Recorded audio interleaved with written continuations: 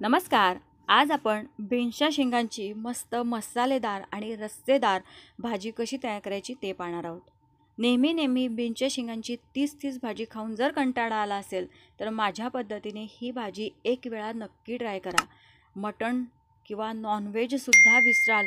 ढाबा रेस्टॉरंटपेक्षा सुद्धा ही भाजी जबरदस्त तयार होते. तर बीन्सच्या शेंगांची ही भाजी तयार करण्यासाठी सर्वात आधी आपल्याला कुकरमध्ये तेल घालून या शेंगा व्यवस्थित शिजवून घ्यायच्या आहे. तर इथे कुकरमध्ये 1 चमचा तेल गरम करून घेतलं. पाव किलो शेंगा आहेत, स्वच्छ धुवून पुसून कोरड्या केल्या आणि बारीक कट करून घेतलेल्या आहे. मिनिटभर तेलावर परतून घेतल्यानंतर थोडं मीठ घालायचं आहे, म्हणजे शेंगा भाजीमध्ये खात असताना छान टेस्टी लागतात. तेलावर मीठ घातल्यानंतर परतून घेतल्या. आता यामध्ये थोडं पाणी घालायचं आहे. आपल्याला फक्त 1 शिटी घ्यायची आहे, त्यासाठी इथे साधारण अर्धा कप मी पाणी घातलेलं आहे. आणि आता इथे कुकरचं झाकण बंद करायचं आहे. गॅसची फ्लेम फुल ठेवायची आहे. 1 शिटी झाली की लगेच आपल्याला गॅस बंद करायचा आहे. खूप जास्त मऊ या शेंगा करायच्या नाही. आता 1 शिटी झाली, कुकर गार झालेला आहे. शेंगा कशा शिजल्या त्यासुद्धा दाखवते तुम्हाला. तर या शेंगा तुम्ही फक्त तेलावर परतून घेतल्या कढईमध्ये तरी चालेल, परंतु या पद्धतीने भाजी थोडी लवकर तयार होते, वेळ वाचतो.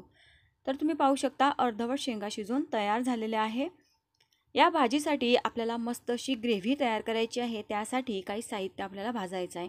तर इथे लोखंडी तवा मी गॅसवर ठेवलेला आहे. या तव्यावर इथे एक मोठा कांदा तेलावर आपल्याला भाजून घ्यायचा आहे. 5 लोकांसाठी ही भाजी मी तयार करते आहे. त्यासाठी एक मोठ्या आकाराचा कांदा मी घेतलेला आहे. कांदा भाजत असताना कांद्याला खूप जास्त चटके बसू देऊ नका, नाहीतर भाजीची चव खराब होते, करपट लागते. तर थोडा कांदा परतून घेतला. आता यामध्ये मी काही खडे मसाले घालते आहे. तर 2 वेलदोडे, 4 लवंगा आणि 1 इंच दालचिनीचा तुकडा आहे, तो घातलेला आहे. एवढाच मसाला तुम्ही या भाजीमध्ये घातला तर यापेक्षा जास्त घालायची काहीही गरज नाही. अप्रतिम मस्त टेस्टी अशी ही भाजी तयार होते. आता गॅसची फ्लेम कमी केलेली आहे. तुम्ही पाहू शकता अजिबात कांद्याला चटके जास्तीचे बसलेले नाही. आता यामध्ये टोमॅटो घालायचा आहे. तर थोडा माझ्याकडे असा फिकट रंगाचा टोमॅटो होता. तुम्ही घेत असताना इथे मस्त लाल टोमॅटो घ्या, त्यामुळे भाजीला रंगसुद्धा खूप छान येतो. आणि आता टोमॅटोसुद्धा कांद्यासोबत परतून घ्यायचं आहे. आता यावर थोडं मी मीठ घालते आहे. मिठामुळे पाणी सुटेल आणि कांदा टोमॅटो लवकर सॉफ्ट होतील.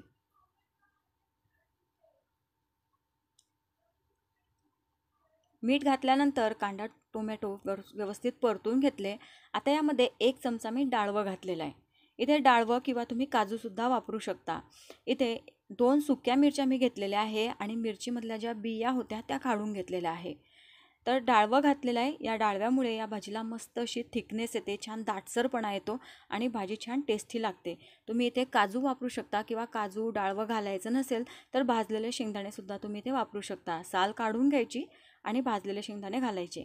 आता इथे 8-10 लसूण पाकळ्या, अर्धा इंच आल्याचा तुकडा घालून सर्व साहित्य व्यवस्थित परतून घेतलं. गॅस बंद केलेला आहे. आता हे भाजून झालेलं साहित्य एका प्लेटवर काढायचं आहे. थोडं गार झाल्यानंतर थोडं आवश्यक असेल तेवढंच पाणी घालायचं आहे आणि मिक्सरमध्ये याचं वाटण तयार करून घ्यायचं आहे. वाटण तयार करून झालेलं आहे आणि आता भाजी कशी तयार करायची ते पाहूया. तर इथे कढईमध्ये 2 मोठे चमचे तेल गरम झालं. यात 1 चमचा मी जिरं घातलं. त्यानंतर तयार करून घेतलेलं हे वाटण घालायचं आहे. हे वाटण तयार करत असताना खूप जास्त पाणी घालायचं नाही. खूप जास्त पाणी घातलं तर हा मसाला फ्राय करायला किंवा तयार व्हायला खूप जास्त वेळही लागतो. शिवाय तो उडतो आणि यातलं तेलही निघून जातं आणि गॅससुद्धा खराब होतो. आता व्यवस्थित परतून घेतलेला आहे मसाला. मिक्सरच्या भांड्यात थोडं पाणी घातलं आणि ते पाणी इथे ॲड केलं. 1 चमचा तिखट घातलेला आहे, अर्धा चमचा हळद घातली, 1 चमचा धणे पावडर घातलेली आहे आणि फक्त पाव चमचा मी इथे गरम मसाला घातलेला आहे. त्यानंतर चवीप्रमाणे यामध्ये आपण मीठसुद्धा घालून घेणार आहोत. यामध्ये आपण वेलदोडे, लवंग, दालचिनी घातलेली आहे.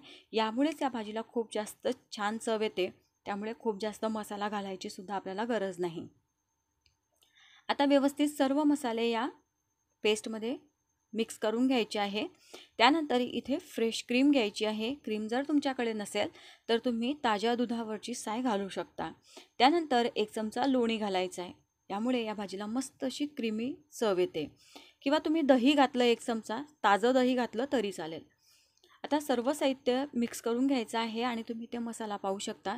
छान तेल सुटलेलं आहे आणि छान मसाला इथे तयार झालेला आहे. या मसाल्यामध्ये तुम्ही मटर पनीर करू शकता, मशरूम बनवू शकता, काजू करी बनवू शकता. अप्रतिम लागते. आता यामध्ये शिजवून घेतलेल्या या बीनच्या शेंगा घालायच्या आहे. व्यवस्थित मिक्स करून घेऊया. तर एक वेळा ही भाजी तुम्ही नक्की बनवा. सणासुदीला सुद्धा तुम्ही ही भाजी बनवू शकता. दसरा येतोच आहे. दसऱ्याला सुद्धा ही भाजी बनवू शकता. घरी जर पाहुणे आले अचानक तर तेव्हा तुम्ही पाहुण्यांसाठी सुद्धा ही भाजी तयार करू शकता. मस्त अगदी हॉटेल रेस्टॉरंटची भाजीसुद्धा तुम्ही विसराल एवढी ही भाजी टेस्टी तयार होते. आता यात मी पाणी घातलेलं आहे. साधारण अर्धा ग्लास मी पाणी घातलेलं आहे. आता तुम्ही इथे भाजी तुम्हाला कशी हवी, घट्ट किंवा पातळ, त्यानुसार ही भाजी ठेवायची आहे. परंतु थोडी घट्टच ठेवा, त्यामुळे भाजीला अप्रतिम चव येते. आणि आता व्यवस्थित मिक्स करायची आहे भाजी आणि या भाजीला आता साधारण 3 ते 4 मिनटं मस्त शिजू द्यायची आहे. जसजशी भाजी शिजत जाईल तसतशी सुद्धा थोडी दाटसर होईल आणि मस्त यावर तेलाची जी तर्री आहे ते दिसू लागेल. तुम्ही पाहू शकता तेल भाजीला सुटलेलं आहे. भाजी थोडी दाटसरसुद्धा झालेली आहे. आणि आता इथे गॅस मी बंद केलेला आहे. छान भाजी पूर्ण शिजून तयार आहे. सर्वात शेवटी यावर कसुरी मेथी मी घातलेली आहे. त्यानंतर कोथिंबीर घालायची आहे आणि भाजी इथे छान बनून तयार झालेली आहे. तर ही सर्व करायची आहे. ही भाजी तुम्ही पुरीसोबत खाऊ शकता, पराठ्यासोबत खाऊ शकता, भातासोबत खाऊ शकता, जिरा राईससोबत खाऊ शकता. मस्त टेस्टी लागते. हा माझा व्हिडिओ आवडला असेल तर एक लाईक नक्की करा, जास्तीत जास्त शेअर करा, सबस्क्राईब करायला विसरू नका. पुन्हा भेटू. धन्यवाद.